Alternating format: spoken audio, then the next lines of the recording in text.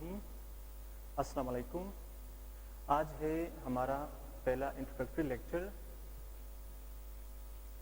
Introduction to human body. हम human body का anatomy पढ़ेंगे आज। Medical science is divided into 4 branches. वैसे तो ब्रांचेस इसके काफ़ी ज़्यादा हैं, लेकिन हम जो 4 बेसिक ब्रांचेस आज पढ़ेंगे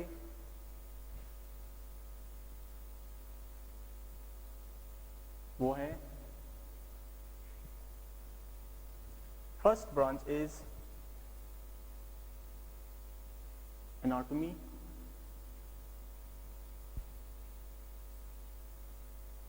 second branch is physiology,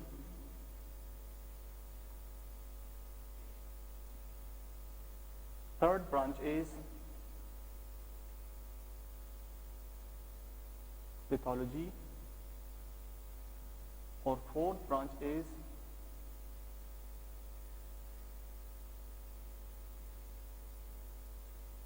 pharmacology। तो ये बेसिकली 4 ब्रांचेस हैं मेडिकल साइंसेज के। अब इसमें जो पहला ब्रांच है दैट इज एनाटॉमी। एनाटॉमी किसी जिस्म की साख, मीन स्ट्रक्चर, उसकी बनावट, उसके बारे में जब हम पढ़ते हैं, उसको मुतालिया करते हैं, तो that comes in the branch of anatomy. तो इसका डेफिनेशन क्या है?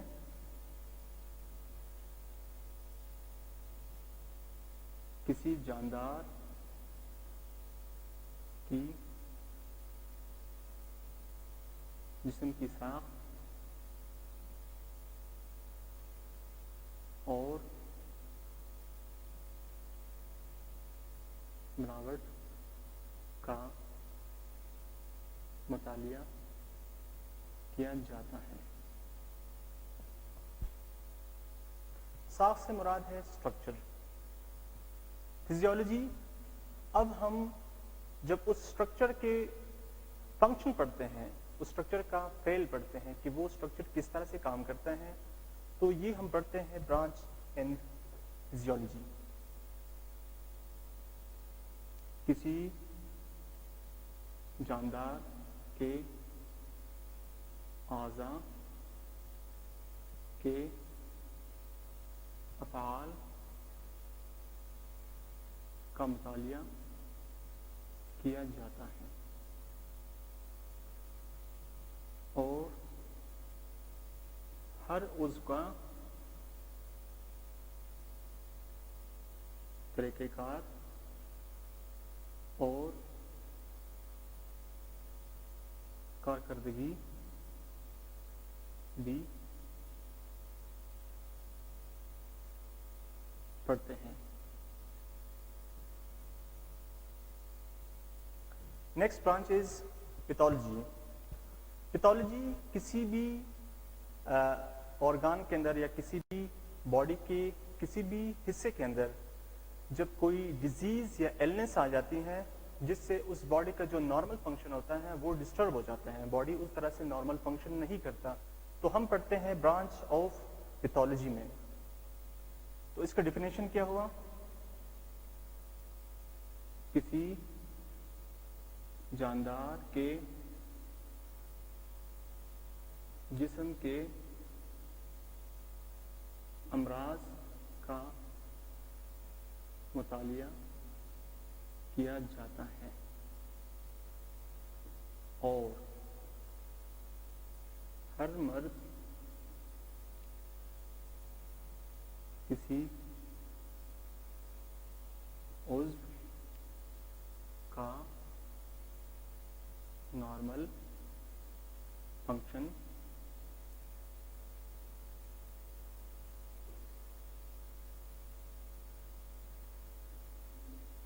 खराब करता है।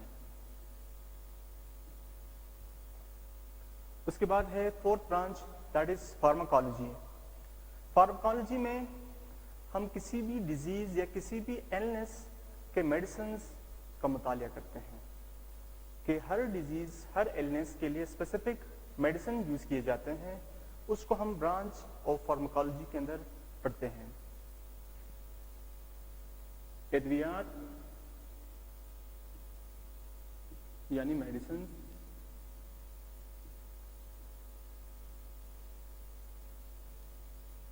का मुतालिया किया जाता है। अब यहां पे मैं एक एग्जांपल देता हूं। फॉर एग्जांपल, एक बॉडी का एक ऑर्गन है जिसको हम कहते हैं हार्ट। हार्ट एक ऑर्गन है, ये एक ऑर्गन है, ठीक है। अगर हम हार्ट का स्ट्रक्चर पढ़ते हैं तो it will come in the branch of anatomy. जब हम इसका स्ट्रक्चर पढ़ते हैं कि हार्ट किस किस मसल से बना है और कौन कौन से टिश्यूज इन्वॉल्व है हार्ट के स्ट्रक्चर में, तो हम पढ़ते हैं एनाटॉमी में। और फिजियोलॉजी हार्ट की क्या होगी? हार्ट का फंक्शन, जो मेजर फंक्शन है, it pumps blood through out the body. पूरी बॉडी के अंदर ब्लड पंप करता है। तो ये पंपिंग इसका क्या आ गया? Pumping it is it's physiology.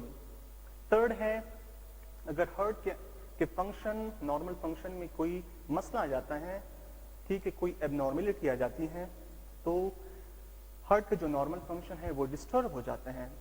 तो हम मेडिकल टर्म में इसको डिजीज कहते हैं, इलनेस कहते हैं। जैसे कि मैं एग्जांपल देता हूँ, कोरोनरी हार्ट डिजीज, एथेरोस्क्लेरोसिस, ठीक है, ये एक हार्ट का एक डिजीज है। तो इस डिजीज को हम ब्रांच ऑफ पैथोलॉजी के अंदर पढ़ते हैं। और फिर उस डिजीज को ट्रीट करने के लिए जो मेडिसिन हम स्टडी करते हैं कि कौन सी मेडिसिन इस डिजीज के लिए कारआमद है, तो उसको हम पढ़ते हैं branch in pharmacology.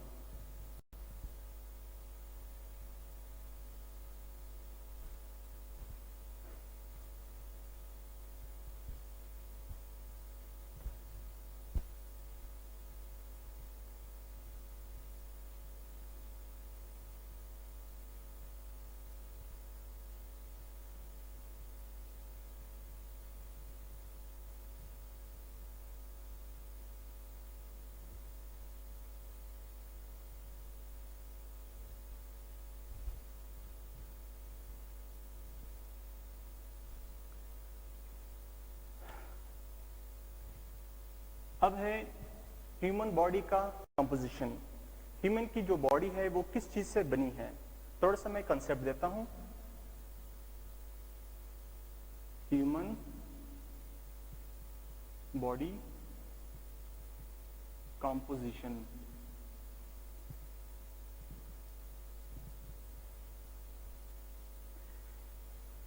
Human body is composed of cell, जिसको उर्दू में कहते हैं खुलिया।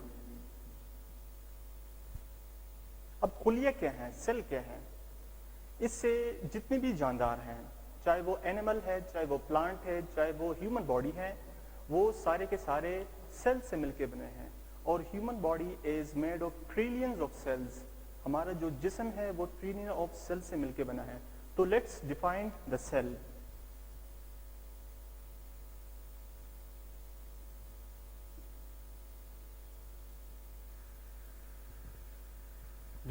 डेफिनेशन क्या है?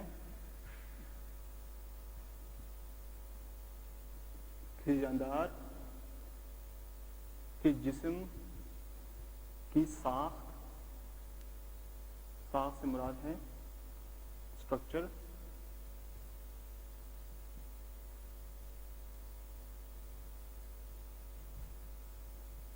और फेल की इकाई यानी यूनिट को सेल कहते हैं। अब इसके एग्जांपल मैं देता हूं। फॉर एग्जांपल, एक वॉल है, एक दीवार है। दीवार ईंटों से मिलके बनती है। तो दीवार को जब तोड़ा जाता है तो इसके हर हिस्से के अंदर ईंट ही लगी होती है। तो हम कहते हैं कि ईंट का जो स्ट्रक्चर है, दीवार का जो स्ट्रक्चर है वो ईंटों से बनी है, तो ईंट इसका यूनिट है। ईंट is the unit of the wall. तो इसीलिए हमारा जो जिस्म है, कोई भी जानदार हो, चाहे वो ह्यूमन हो, एनिमल हो या प्लांट हो, उसकी जो जिस्म का स्ट्रक्चर है वो बना है सेल से। और जो ह्यूमन सेल है उसका जो एक्चुअल साइज है,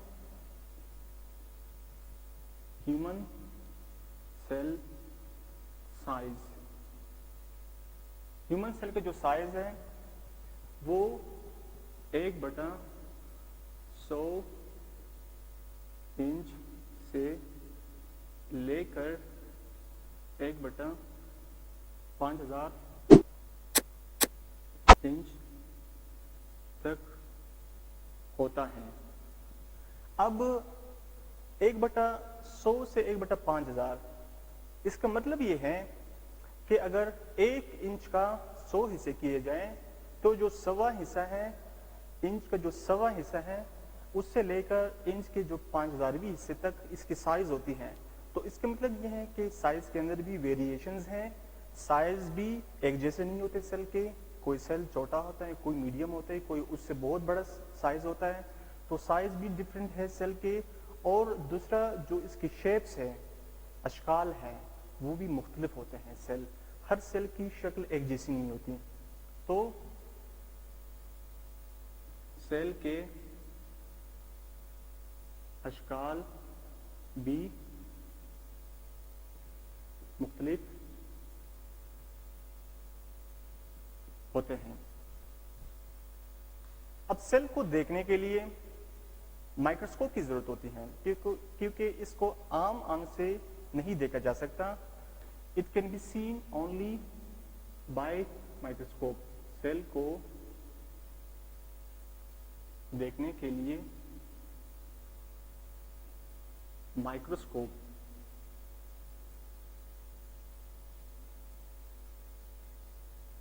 की जरूरत होती है।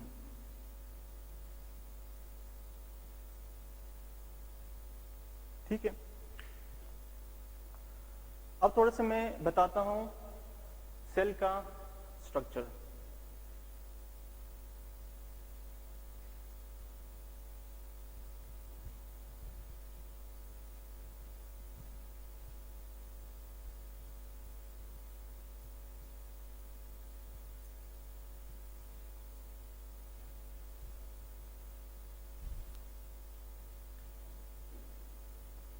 सेल स्ट्रक्चर,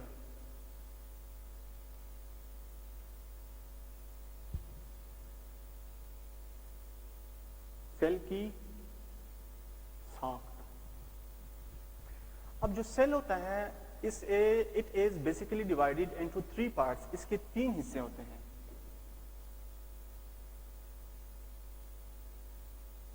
पहले हिस्से को कहते हैं सेल मेम्ब्रेन, इसको प्लाज्मा मेम्ब्रेन भी कहा जाता है।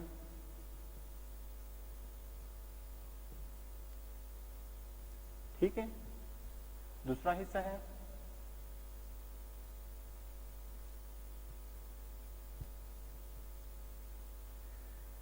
Cytoplasm,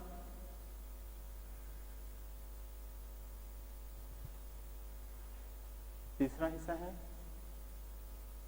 nucleus.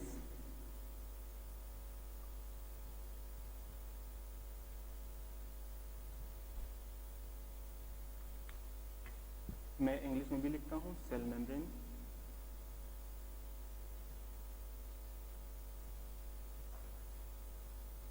साइटोप्लाज्म और न्यूक्लियस।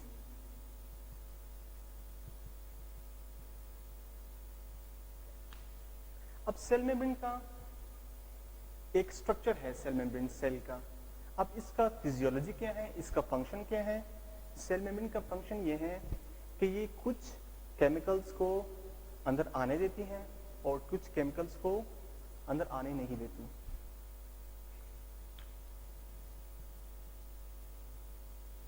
इसका जो फंक्शन है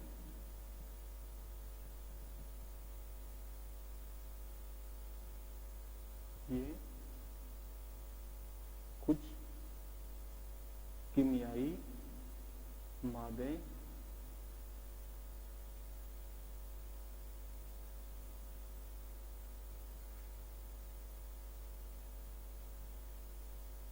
इससे कुछ कीमियाई मादे अंदर आ सकते हैं और कुछ मादे अंदर नहीं आ सकते हैं। ये इसका फंक्शन है। अब साइटोप्लाज्म का फंक्शन क्या है? साइटोप्लाज्म बेसिकली एक झिल्लीमार मादा होता है जो कि सेल मेम्ब्रेन और न्यूक्लियस के जो मेम्ब्रेन होता है, न्यूक्लियर मेम्ब्रेन, इनके बीच में पाया जाता है। अब साइटोप्लाज्म का जो मेन रोल है, इसका रोल है कि जितने भी सेल के अंदर छोटे छोटे अज्साम होते हैं जिसको ऑर्गेनेलीज कहते हैं, ये ऑर्गेनेलीज के लिए एक मीडियम है जो ऑर्गेनेलीज अपने प्रॉपर फंक्शन करते हैं और ऑर्गेनेलीज बड़े होते हैं साइटोप्लाज्म के अंदर। तो इसका फंक्शन क्या है? ये एक झिल्लीदार मादा है और इसमें छोटे छोटे अज्साम यानी ऑर्गेनेली पाए जाते हैं। ठीक। थर्ड है न्यूक्लियस। न्यूक्लियस ये सेल के मरकज के अंदर मौजूद होता है न्यूक्लियस। अब न्यूक्लियस का जो बड़ा रोल है सेल के अंदर, इसका फंक्शन भी पढ़ते हैं। न्यूक्लियस के अंदर एक जेनेटिक मटेरियल होता है जिसको क्रोमेटिन कहते हैं।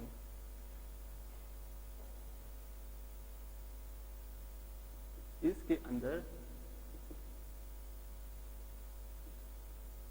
क्रोमेटिन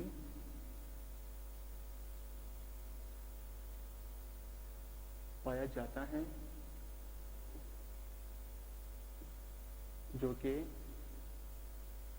धागा नुमा साख है और क्रोमेटिन डीएनए प्लस प्रोटीन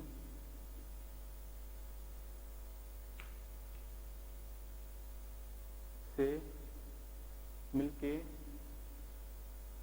बना है और जब सेल डिवीजन होती है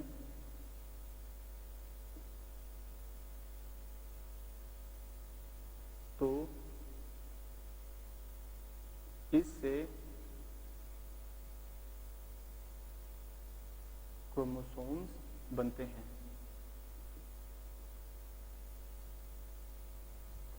अच्छा,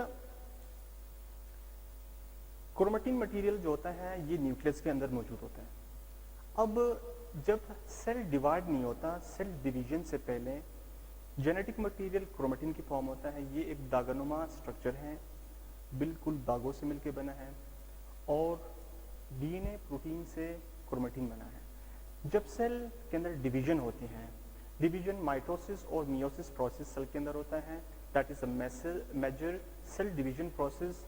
तो उस टाइम सेल जब अपने आप को मल्टीप्लिकेशन के लिए प्रिपेयर करता है तो सेल क्रोमेटिन से चेंज होके क्रोमोसोम में तब्दील हो जाता है और क्रोमोसोम के ऊपर हेरिडेटरी मटेरियल होता है जिसको जीन्स कहते हैं। विरासती खुसूसियात को पेरेंट्स से बच्चों के अंदर मुंतकिल करते हैं।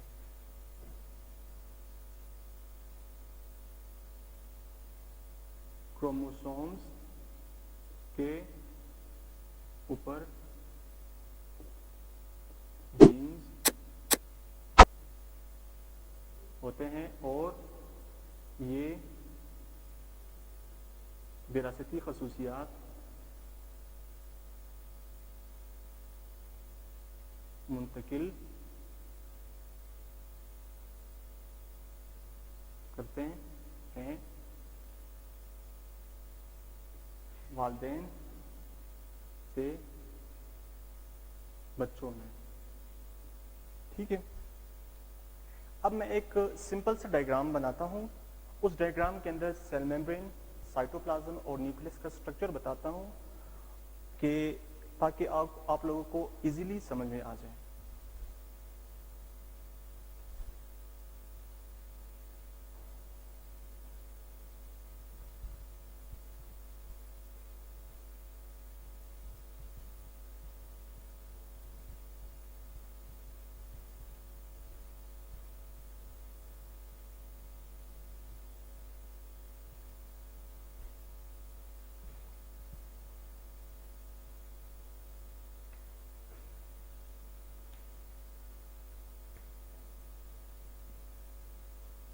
ह्यूमन सेल, लेट्स सपोज मैं एक रफ सा डायग्राम बनाता हूं, उसमें कोशिश करूंगा कि आप लोगों को थोड़ा सा एक्सप्लेन कर दूं जो स्ट्रक्चर्स मैंने आप लोगों को समझाया। First of all, let's suppose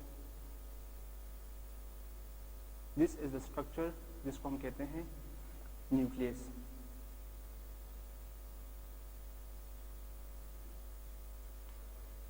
और न्यूक्लियस के गिर्द जो मेम्ब्रेन होता है, ये मैं रेड से इंडिकेट कर रहा हूं, इसको न्यूक्लियर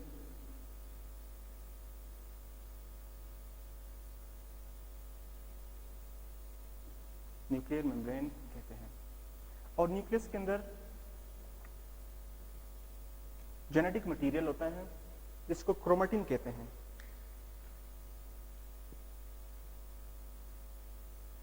क्रोमाटिन, और ये मिलके बना है डीएनए और प्रोटीन से।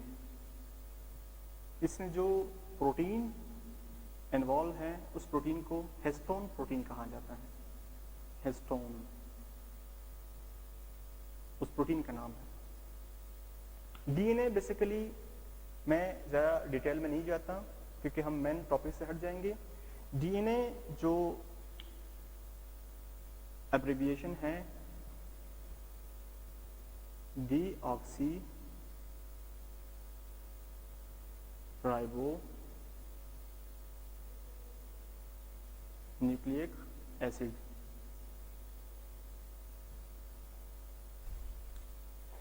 और ये जो आउटर जो लेयर है इसको सेल मेम्ब्रेन कहा जाता है। सेल मेम्ब्रेन, इसको प्लाज्मा मेम्ब्रेन भी कहते हैं। मैंने कहा पहले कि सेल मेम्ब्रेन और न्यूक्लियर मेम्ब्रेन के बीच में झिल्लीदार मादा होता है। उस झिल्लीदार मादे को साइटोप्लाज्म कहते हैं। यहां पे झिल्लीदार मादा होता है जिसको साइटोप्लाज्म कहते हैं।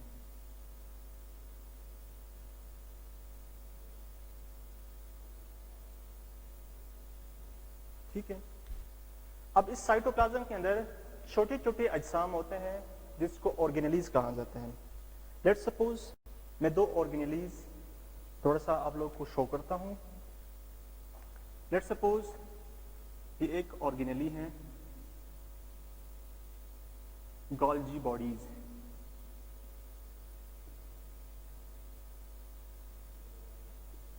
अब गोल्जी बॉडीज सेल के अंदर जितने भी सिक्रीशंस बनते हैं, जितने भी रतूबात बनते हैं, उसको खारिज करने के लिए गोल्जी बॉडीज का बड़ा अहम रोल है।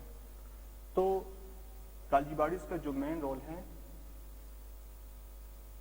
रतूबात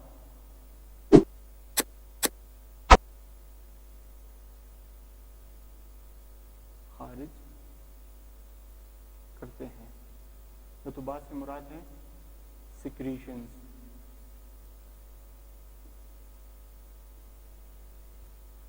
और यहाँ पे एक ऑर्गेनली जो बहुत ही इंपॉर्टेंट ऑर्गेनली है सेल के अंदर, जिसको माइटोकॉन्ड्रिया कहते हैं। अब ये जो माइटोकॉन्ड्रिया है इसको कहते हैं सेल का पावर हाउस। अब जाहिर बात है सेल का जो ये पूरा स्ट्रक्चर है, अब हम सेल की एनाटॉमी पढ़ रहे हैं। मैं एक स्लाइड से ओवरव्यू दे रहा हूं, मैं ज्यादा डिटेल में जाने की जरूरत नहीं क्योंकि ये बेसिक चीजें हैं। थोड़ा सा बेसिक कॉन्सेप्ट अगर स्टूडेंट्स को समझ आ जाए तो मजीद फिर आगे जब हम सिस्टम्स पढ़ेंगे तो वो इजी हो जाती हैं। तो माइटोकॉन्ड्रिया इसको कहते हैं सेल का powerhouse. Cell powerhouse. अच्छा, सेल पावर हाउस, सेल के अंदर भी नॉर्मल फंक्शंस होते हैं। हर ऑर्गेनली का एक नॉर्मल फंक्शन होता है। तो उस नॉर्मल फंक्शन के लिए सेल को पावर की जरूरत होती है, एनर्जी की जरूरत होती है। तो ये एनर्जी माइटोकॉन्ड्रिया से ही मिलती है।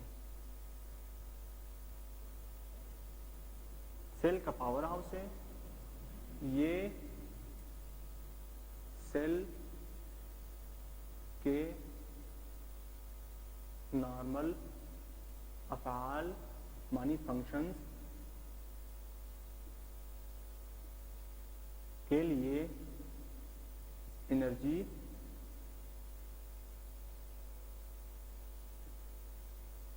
फराहम करता है। और एक इंपॉर्टेंट ऑर्गेनली मौजूद होता है सेल के अंदर, जिसको कहते हैं राइबोसोम्स।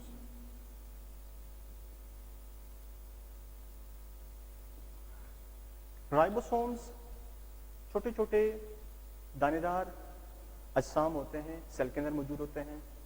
ये फ्री फॉर्म में भी मौजूद होते हैं और ये एक दूसरी ऑर्गेनेली के ऊपर भी मौजूद होते हैं जिसको एंडोप्लाज्मिक रेटिकुलम कहते हैं। तो उस एंडोप्लाज्मिक रेटिकुलम जिसके ऊपर राइबोसोम्स मौजूद होते हैं उसको रफ एंडोप्लाज्मिक रेटिकुलम कहते हैं। और राइबोसोम्स का बेसिक जो काम है प्रोटीन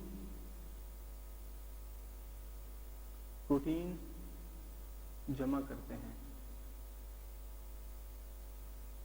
इसको कहते हैं प्रोटीन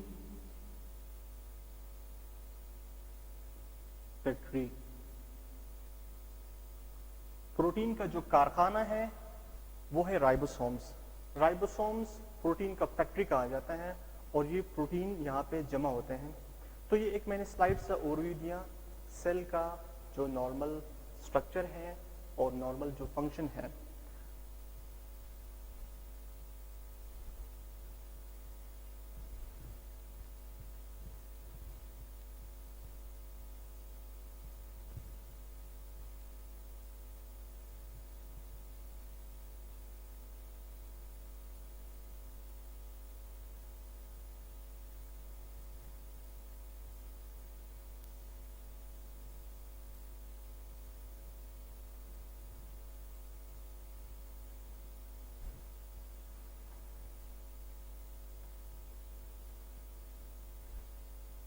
अब मैं एक स्लाइड सा ओवरव्यू देता हूं कि एक नॉर्मल सेल से एक ह्यूमन बॉडी का जो प्रोसेस होता है उसको मैं इस डायग्राम में फ्लोशीट में डिस्क्राइब करता हूं।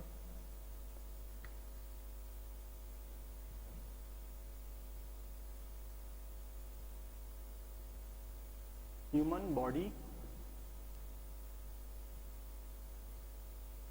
प्रोसेस।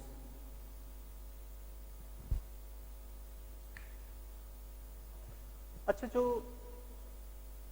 जब बहुत सारे एक जैसे सेल्स मिलते हैं तो टिश्यूज बनते हैं और ये मखसूस काम करते हैं। बहुत सारे जब सेल्स मिलते हैं एक ग्रुप की शक्ल में और सेल्स एक जैसे होने चाहिए तो उससे बनते हैं टिश्यूज।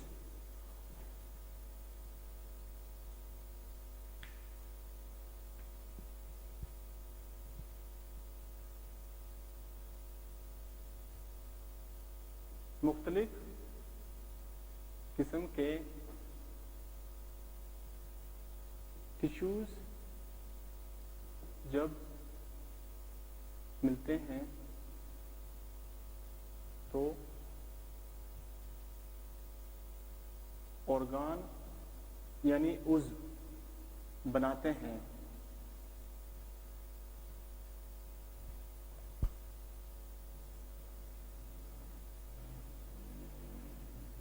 और मुख्तलिफ किस्म के ऑर्गान्स जब मिलते हैं तो एक सिस्टम बनता है।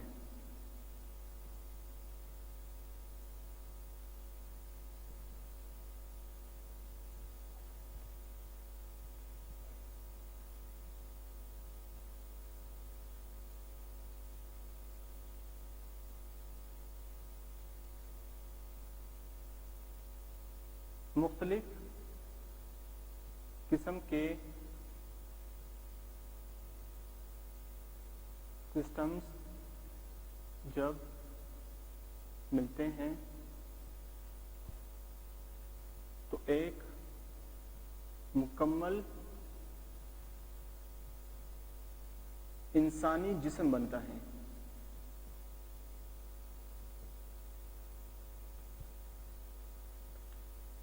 Let's take example.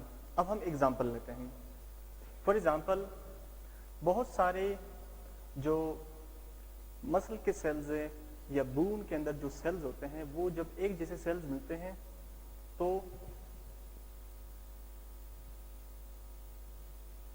Muscle tissue बनती है। मसल टिश्यू कैसे बनती है? बहुत सारे सेल्स जब आपस में मिलते हैं तो मसल टिश्यू बनती है। और जब मुख्तलिफ किस्म के टिश्यूज एक मतलब मिलते हैं तो उससे ऑर्गान बनता है। अब फॉर एग्जांपल बहुत सारे टिश्यूज, फॉर एग्जांपल मैं हार्ट लेता हूं। अब हार्ट मुख्तलिफ किस्म की टिश्यू से मिलके बना है। हार्ट ये एक क्या है? ये एक ऑर्गान है। ये ऑर्गान का एग्जांपल है। ठीक है, यहां पे मैं लिखता हूं एग्जांपल। और मुख्तलिफ किस्म के ऑर्गान जब मिलते हैं तो एक सिस्टम बनता है। अब फॉर एग्जांपल डाइजेस्टिव सिस्टम।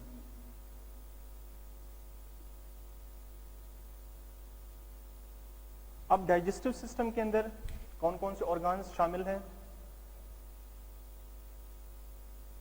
इसमें फॉर एग्जांपल मैदा, आंत,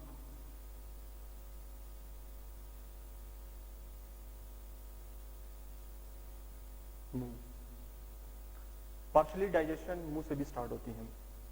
और मुख्तलिफ किस्म के सिस्टम जब मिलते हैं तो एक मुकम्मल इंसानी जिस्म बनता है।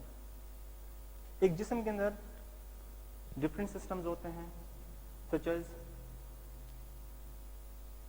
Digestive system. डाइजेस्टिव सिस्टम से मुराद है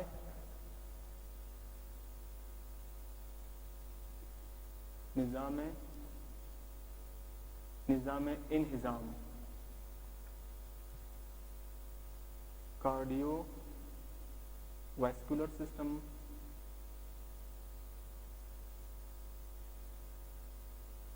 ये हम नेक्स्ट लेक्चर में इंशाल्लाह एक एक करके पढ़ेंगे। स्केलेटल सिस्टम,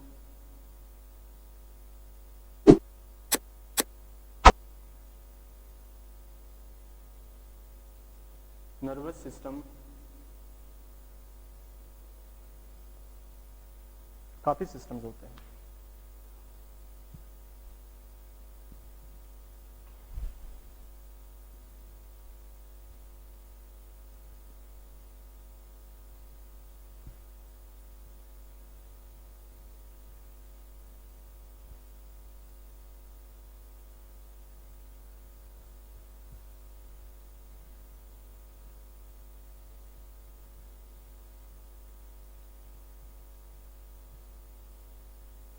अब कुछ एनाटॉमिकल टर्म्स हैं,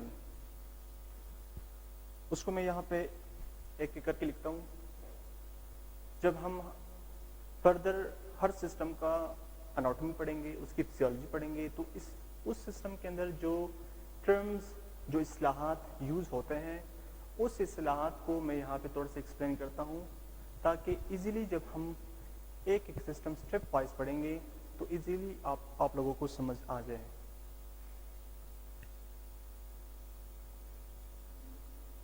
anatomical terms,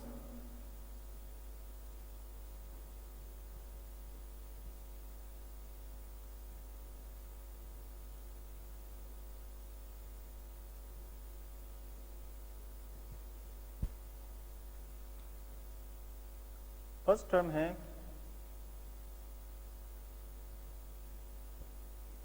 interior.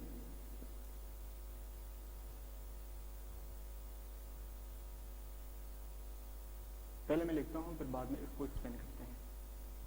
Second term है पोस्टीरियर। थर्ड टर्म है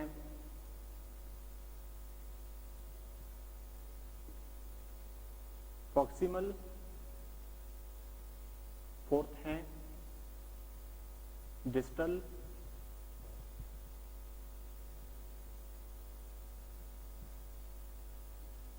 सुपेरियर।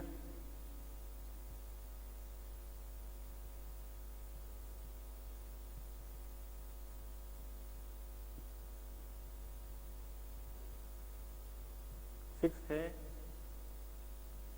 इंफीरियर। सेवंथ है इंटरनल। एट्थ है external.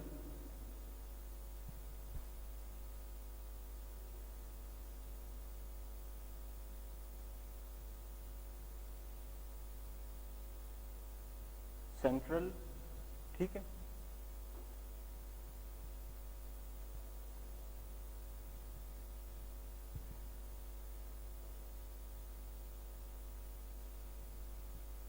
Medial number 10, number 11 lateral,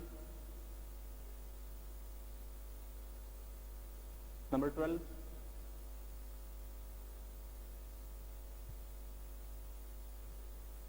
विज़रल, number 13 ventral, number 14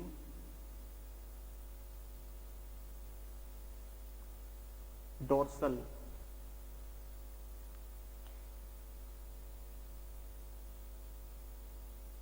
और नंबर 15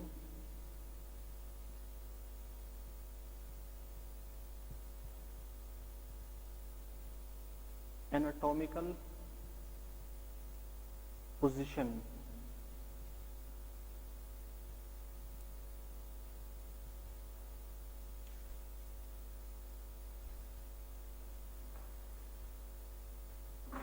अब मैं इसको एक एक नंबर वाइज एक्सप्लेन करता हूं। इंटीरियर का मतलब है सामने की तरफ।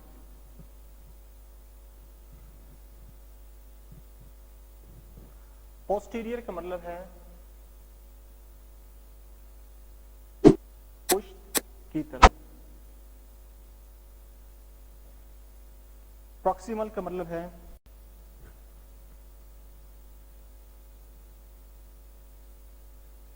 किसी भी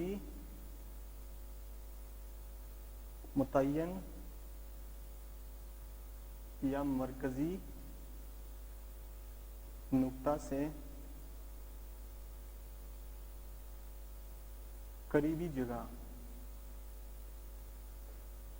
डिस्टल का मतलब है किसी भी मुतय्यन या मरकजी नुक्ता से दूर जगह। सुपीरियर का मतलब है बालाई, यानी ऊपर वाला हिस्सा जो कि सर की तरफ हो।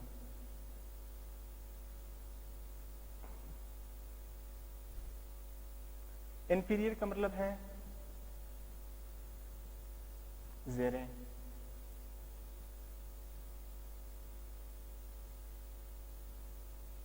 निचले वाला हिस्सा जो कि कदमों की तरफ हो। इंटरनल का मतलब है अंदरूनी या दाखिली हिस्सा। एक्सटर्नल का मतलब है बैरूनी हिस्सा। सेंटर का मतलब है मरकजी हिस्सा। अब आता है मीडियल। मीडियल मतलब वसती।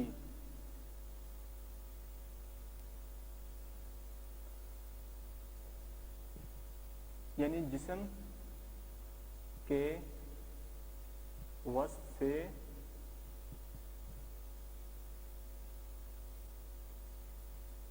नजदीक जगह। लेटरल का मतलब है पहलवी।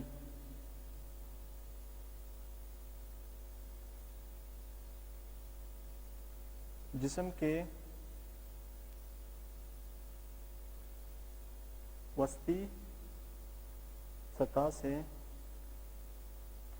दूर जगह।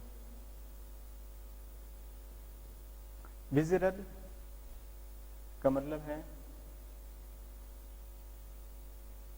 जिस्मी कोफो। कोफे के मतलब है कैविटी।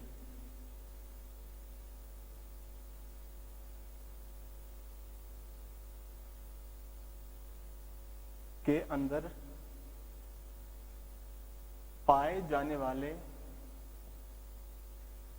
साख्ते। वेंट्रल का मतलब है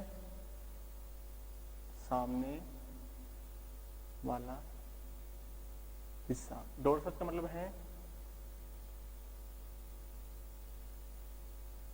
पीछे वाला हिस्सा। और 15 है एनाटॉमिकल पोजीशन। इसमें इंसानी जिस्म बिल्कुल सीधा खड़ा रहता है और पांव मिले होते हैं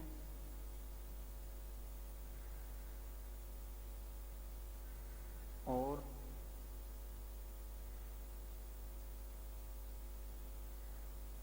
हथेलियों का रुख सामने की तरफ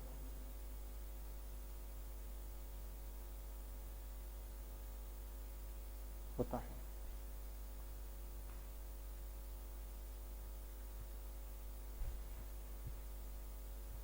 अब मैं इस स्केलेटन के अंदर मैं थोड़ा सा ये जो पोजीशंस हैं ये समझाता हूँ।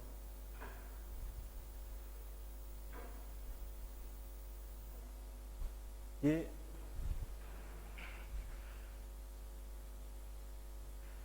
ह्यूमन स्केलेटन है, ठीक है।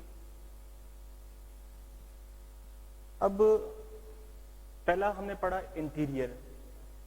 इंटीरियर का मतलब है सामने की तरफ। अब फॉर एग्जांपल ये जो इसका रिब केज है ये बिल्कुल सामने की तरफ है, तो हम कहेंगे कि दिस पार्ट इज इंटीरियर। और ये जो रिब के सामने जो बैक वाला हिस्सा है, बैक साइड है, इसको हम कहेंगे कि ये इसका पोस्टीरियर पार्ट है। पोस्टीरियर पार्ट और इंटीरियर पार्ट। दूसरा है डिस्टल। डिस्टल का मतलब है किसी भी मुतय्यन या मरकजी नुक्ते से दूर जगह। अब फॉर एग्जांपल अगर हम इसको मरकजी नुक्ता समझते हैं, ये जो इसका ब्रेन है ये इसका सेंट्रल पॉइंट है।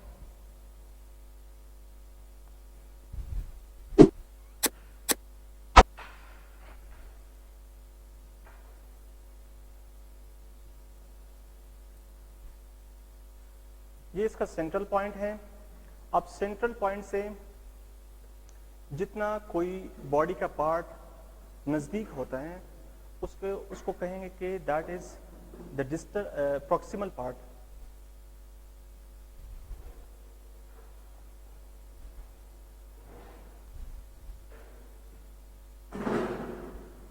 अब ये इसका सेंट्रल पॉइंट है। सेंट्रल पॉइंट का ये जो इसका लिम्ब है, सेंट्रल पॉइंट से ये जो लिम्ब है ये इसका प्रॉक्सिमल पार्ट है। और सेंट्रल पॉइंट से जो लिम्ब का ये पार्ट है इसको डिस्टल पार्ट कहते हैं, क्योंकि ये मरकजी पॉइंट से दूर है और ये मरकजी पॉइंट से बिल्कुल करीब है, तो उसको प्रॉक्सिमल पार्ट कहते हैं और इसको डिस्टल पार्ट कहते हैं। फिफ्थ है सुपीरियर। सुपीरियर, अब ये जो पार्ट है, ये जो पार्ट है, ये पार्ट रिब से लेके इसका हेड तक, ये जो पार्ट है इसको सुपीरियर पार्ट कहा जाता है। सुपीरियर का मतलब है ऊपर वाला हिस्सा। अब ये सारा जो पार्ट है ये सुपीरियर के अंदर आता है। और इंफीरियर पार्ट रिब से लेके, रिब से जो निचले वाला पार्ट है बिल्कुल कदमों तक, ये जो पार्ट है ये इसका इंफीरियर पार्ट कहलाता है। एक है इंटरनल। इंटरनल का मतलब है अंदरूनी। अब फॉर एग्जांपल ये एक स्केलेटन है। स्केलेटन का जो सामने के जो आई के ये जो ऑर्बिट्स हैं, ये ऑर्बिट जो आंख होती है इस ऑर्बिट के अंदर मौजूद होते हैं। अब ये जो ऑर्बिट का जो अंदरूनी हिस्सा है इसको इंटरनल पार्ट कहते हैं। और ये जो ऑर्बिट का जो ये जिस बूंद से मिलके बना है और ये जो इसकी बाहर जो शेप नजर आ रही है, एक इसका एक्सटर्नल पार्ट है। एक्सटर्नल मानी बैरूनी, इंटरनल मानी अंदरूनी। और यहाँ पे एक पॉइंट है, टर्म है मीडियल। मीडियल का मतलब है वसती जिस्म के वस्त से नजदीकी जगह।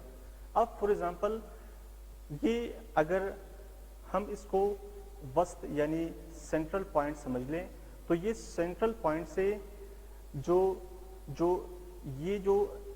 भी जितना भी हिस्सा है यहाँ से यहाँ तक, ये इसका मीडियल पार्ट है। और मीडियल पार्ट है और मिड से जितना दूर होता है उसको लेटरल पार्ट कहा जाता है। फॉर एग्जांपल अगर मैं ये डायग्राम थोड़ा सा यू एक्सप्लेन करूं, अगर मैं इसको वसती पॉइंट समझूं, वसती पॉइंट, तो वसती पॉइंट से जब कोई बॉडी पार्ट नजदीक होता है इसको कहते हैं मीडियल, और इस वस्ती पॉइंट से जो भी हिस्सा दूर होता है इसे कहते हैं लेटरल। ठीक है। एक है टर्म वेंट्रल, जिस तरह इंटीरियर है इसी तरह वेंट्रल, दोनों का मानी सेम है। अब ये जो है ना ये जो सामने का जो स्कल है, स्कल का जो भी ये पॉइंट है, जितना भी ये हिस्सा है, इसको वेंट्रल पोर्शन कहते हैं। ठीक है। और इसका जो बैक पोर्शन है, ये जो बैक पोर्शन है ये, इसको डोर्सल पोर्शन कहा जाता है। पिछले वाला हिस्सा डोर्सल, सामने वाला हिस्सा वेंट्रल। अच्छा, एक है anatomical position term. Anatomical position एक ऐसा पोजीशन होता है जिसमें फॉर एग्जांपल मैं खड़ा होता हूँ यहाँ पे, तो इस पोजीशन में मैं खड़ा होता हूँ कि मेरा बिल्कुल जो सामने का पैर से बिल्कुल सामने है, और मेरे जो दोनों हाथ हैं, हाथों की जो हथेलियाँ हैं वो बिल्कुल सामने की तरफ है, और जो मेरे पैर है बिल्कुल मिले हैं। तो इस पोजीशन को एनाटॉमिकल पोजीशन कहा जाता है। बाकी कोई पोजीशन भी एनाटॉमिकल पोजीशन में नहीं आता। अब फॉर एग्जांपल ये स्केलेटन है, ठीक है। स्केलेटन, अब इस टाइम जो स्केलेटन है ये एनाटॉमिकल पोजीशन में है। इसके जो पाम्स हैं, ठीक है, बिल्कुल सामने की तरफ है, फेसिंग आउटवर्ड, और इस पोजीशन को एनाटॉमिकल पोजीशन कहा जाता है। ये था सारे वो टर्म्स जो कि फर्दर यूज होंगे, और उम्मीद है कि आप लोगों को आज का लेक्चर समझ आ गया होगा। और अब मैं इजाज़त चाहता हूँ। अल्लाह हाफिज़।